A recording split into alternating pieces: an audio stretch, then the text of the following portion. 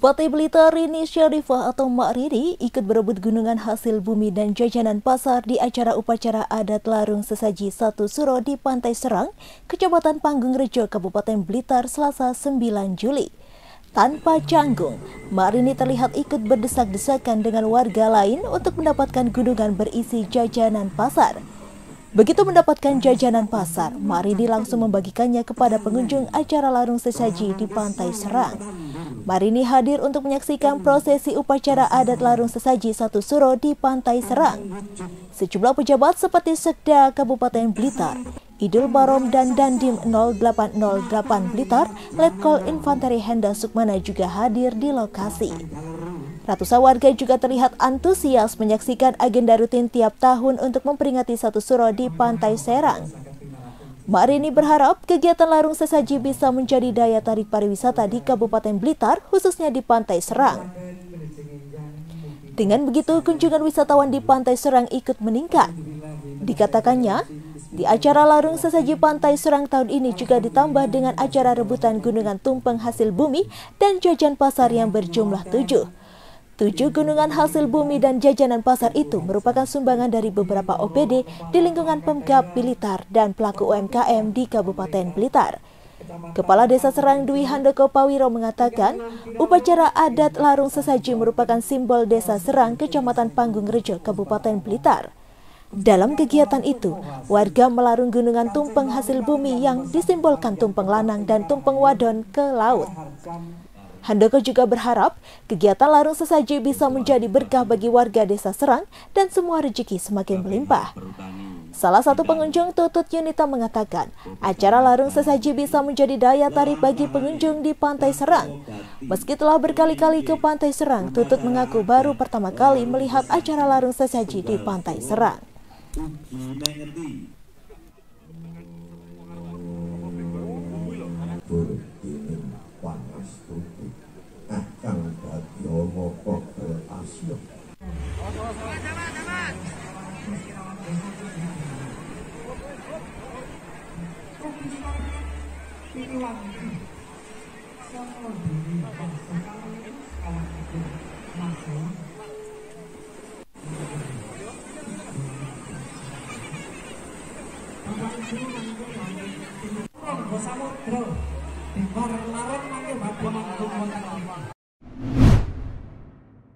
Terungkap penyebab tewasnya seorang siswa SMA Negeri 1 Cawas, Klaten, Jawa Tengah pada Senin 8 Juli 2024.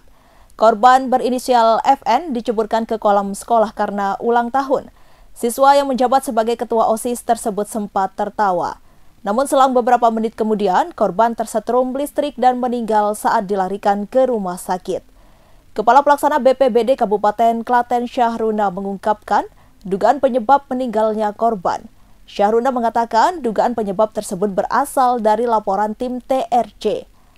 Lebih lanjut, setelah korban terlihat kesulitan, teman korban lalu berusaha membantu dengan menceburkan diri ke kolam untuk menolong.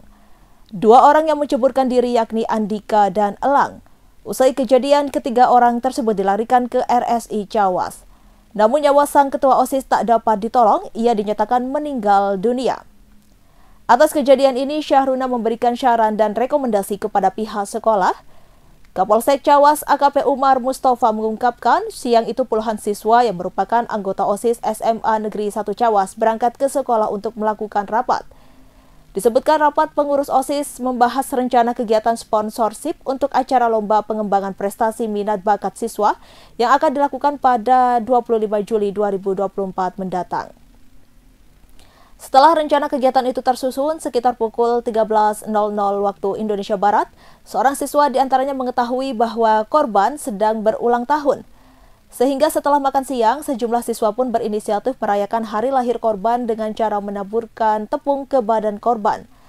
Lalu menceburkan korban ke dalam kolam berisi air sedalam 1,7 meter di depan ruang kelas.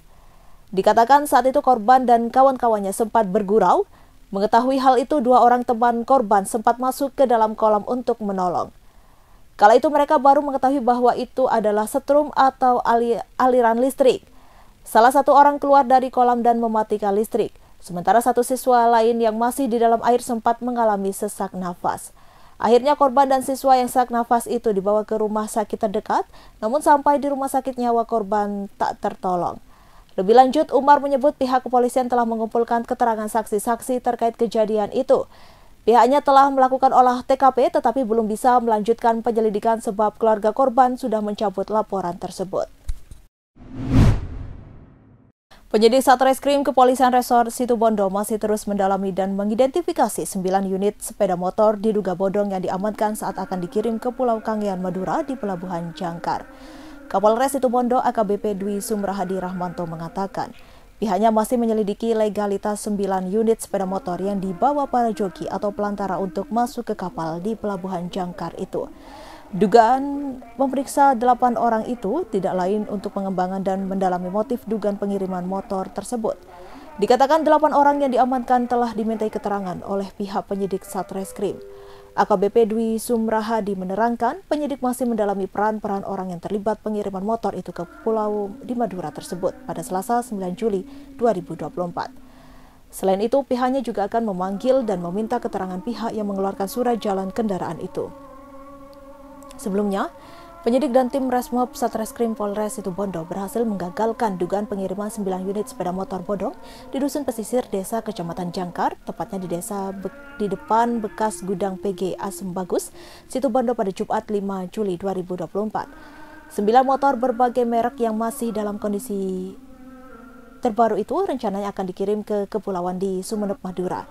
Namun sayangnya sebelum dikirim dan memasukkan ke dalam kapal penyeberangan di Pelabuhan Jangkar, pihak kepolisian berhasil mengendusnya dan langsung menggerebeknya. Namun karena tak dapat menunjukkan dokumentasi yang syah, 9 unit kendaraan itu akhirnya diamankan ke Mapolres Situbondo. Dari joki-joki yang membawa kendaraan tersebut kan tidak dapat menunjukkan legalitas kendaraan. Ini masih didalami joki-jokinya itu yang membawa. Ada 8 orang sudah diperiksa. Nanti untuk pengembangan masih kita dalami untuk selanjutnya.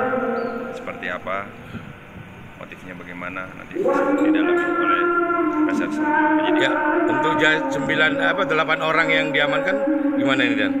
Ya kita mintain keterangan, sudah dimintain keterangan seluruhnya. Untuk saat ini sudah dipulangkan sementara ya? Ya nanti kan teknis penyelidikannya kan nanti masih sama Kasat Serse nanti akan dilanjutkan lagi. Sejauh mana peran-peran atau orang-orang yang terlibat, apakah ini memang tidak pidana atau apa, nanti akan didalami lagi. Ya, ini kan motor dari luar daerah sebenarnya Dan. Hanya dilengkapi dengan surat jalan. Kan surat jalan ada batasan sebenarnya. Ya makanya itu kan nanti diperiksa yang mengeluarkan surat jalan dari mana, seperti apa teknisnya, apakah sesuai prosedur atau tidak. Gitu. Terima kasih Komandan. Mengisi masa liburan sekolah, puluhan anak-anak mengikuti kegiatan hitanan massal yang digelar di Ponpes Wali Barokah, Kota Kediri, Selasa 9 Juli 2024. Anak-anak yang akan dihitan didampingi orang tuanya terlihat tampak antusias menunggu giliran dihitan tim medis dari Rumah Hitan Bojonegoro. Saat dihitan, ada anak yang tak menampakkan ketegangan, bahkan ada yang sedang asyik bermain game di handphone saat tim medis melakukan hitan. Peserta hitan selain mendapatkan sarung juga mendapatkan uang saku dari panitia serta obat-obatan pasca hitan. Ketua Pondok Pesantren Wali Barokah Kiai Haji Sunarto menjelaskan, kegiatan hitanan massal ini merupakan agenda rutin diikuti anak-anak yang mondok dan tinggal di sekitar Pondok Pesantren Wali Barokah. Anak-anak yang mengikuti hitanan massal rata-rata berusia 11 hingga 13 tahun. Kegiatan ini dilakukan bersamaan dengan saat liburan sekolah. Kiai Haji Sunarto menjelaskan, sunat atau hitan selain menjaga kesehatan juga merupakan bagian dari ibadah untuk menjaga kesucian. Sementara Royal Nul Firdaus dari Rumah Hitan Bojonegoro menjelaskan, berbagai manfaat hitan bagi kesehatan dan perawatan pasca hitan. Selain mendapatkan obat-obatan, peserta hitan juga mendapatkan celana hitan. Royanul juga mengingatkan pasca dihitan luka tak boleh terkena air. Ketika terkena air dikhawatirkan penyembuhannya bisa lebih lama.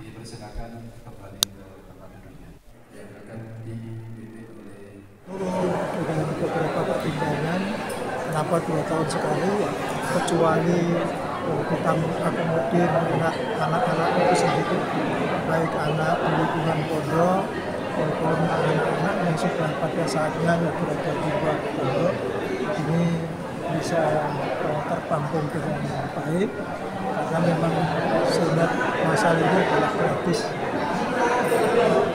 Untuk biaya dengan dokter atau pelayan medis memang kami sepenuhnya diundang. Tapi kalau korban pasca sunat itu menjadi tanggung jawab. Usianya berapa ya? Ya rata-rata ada yang kelas musdi, ada yang lebih dari itu, ada 11-12 tahun. Tapi itulah kisaran anak-anak yang menjelang balik.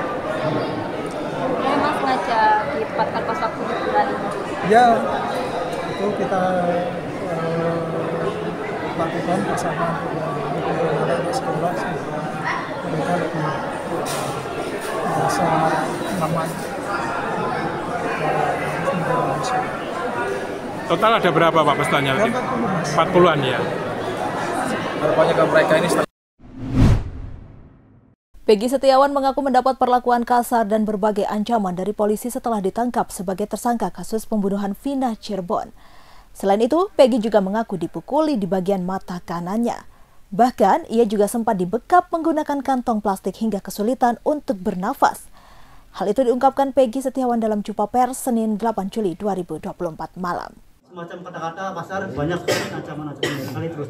Ya selain itu saya pernah dipukul di bagian mata sini. Mas Anan pernah lihat, Ibu Yanti pernah lihat. Dipukul sama siapa? Salah satu yang apa? Penguasa gedung itu sepertinya gitu. Penguasa, ya. Tahanan. Bukan. Yang itu yang di penyidik, yang di daerah penyidik itu apa? Yang ibaratnya yang penguasa apa? Ibaratnya yang inilah polisi lah itu. Polisi. Kenapa sampai dipukul waktu itu? Saya kurang tahu itu. Ya mungkin artinya nanya dulu kah atau langsung mukul gimana? Ya mereka bilang bahwa saya pembunuh ini. Ya, mereka bilang saya nggak punya hati nurani, yang mukul saya. Gitu. Kamu jawab, kamu melakukan? Saya tidak menjawab karena saya merasa tidak bersalah, saya diam aja. Saya sering disebut perong kalau saya tidak melihat, saya dicaci maki, suruh melihat. Kalau misalkan saya melihat, saya dianggap kamu memang perong gitu. Saya hanya bisa pasrah. Di situ saya tidak bisa tidur selama 2 malam, hampir 2 malam yang setelah saya jatuh. Ya, seperti itu. Ya kan sebelumnya kemudian di Ibu Yanti sama Adnan datang kan ya Pak Adnan.